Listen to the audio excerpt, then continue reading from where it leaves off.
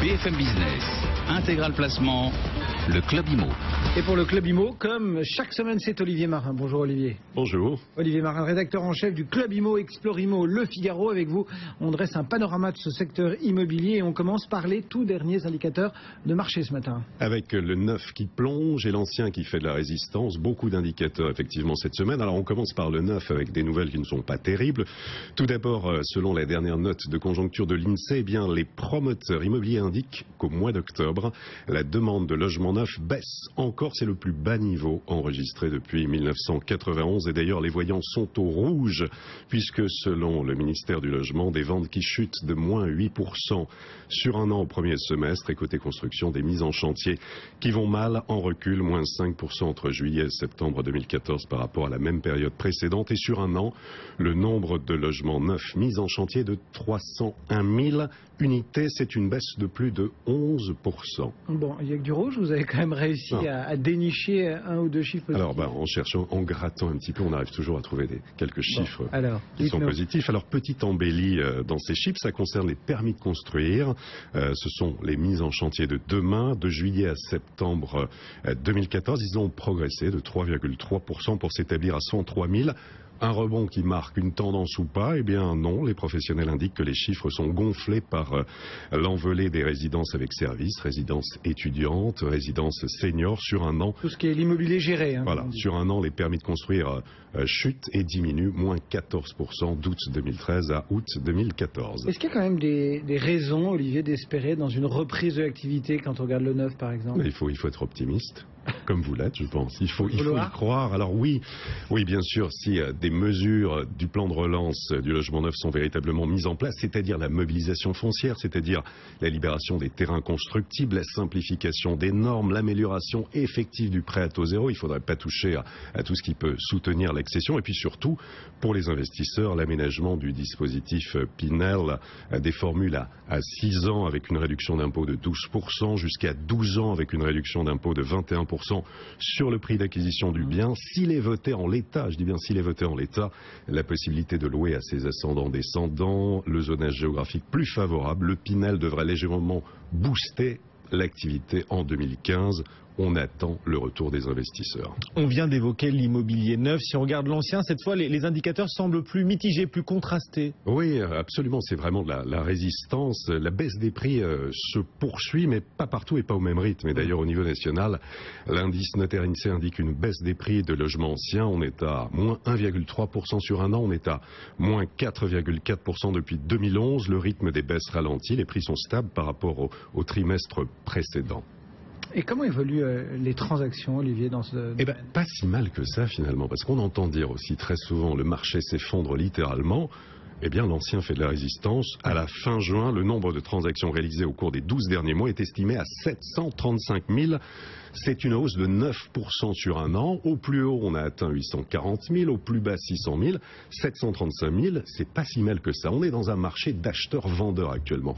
On n'a pas les primo-accédants, on n'a pas les investisseurs, mais le marché, en tout cas, l'activité tourne tout de même.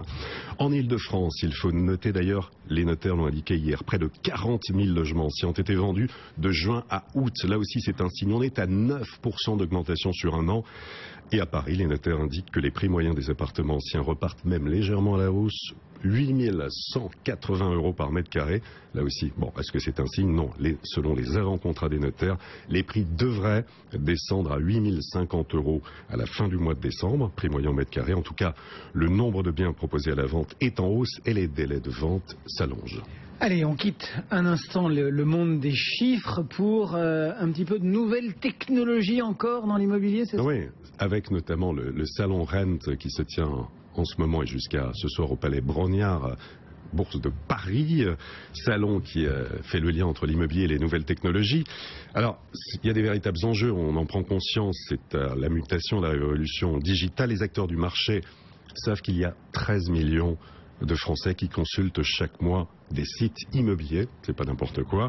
En tout cas, parmi les grandes tendances, il y a tout d'abord l'image qui est primordiale, de plus en plus de visites virtuelles dans les logements neufs, avec par exemple le casque Oculus, et puis les Google Cardboard, sont des lunettes qui permettent, avec une application, de visiter pièce par pièce un logement. Ce sont les visites véritablement immersives. Et puis il y a d'autres phénomènes, dématérialisation, le zéro papier, les objets connectés, les maquettes 3D, les imprimantes géantes 3D qui permettront de construire des logements demain. Et puis, pour les investisseurs, le financement participatif sur des plateformes dédiées avec le développement du crowdfunding immobilier. Alors, est-ce que c'est une vraie tendance? J'ai posé la question à l'organisateur du salon Rent, Hervé Parent. Et on écoute sa réponse. Aux États-Unis, il y a des plateformes très importantes qui ont levé 100 millions de dollars sur les 6 derniers mois. En France, avant l'été, il y avait 3 grandes plateformes.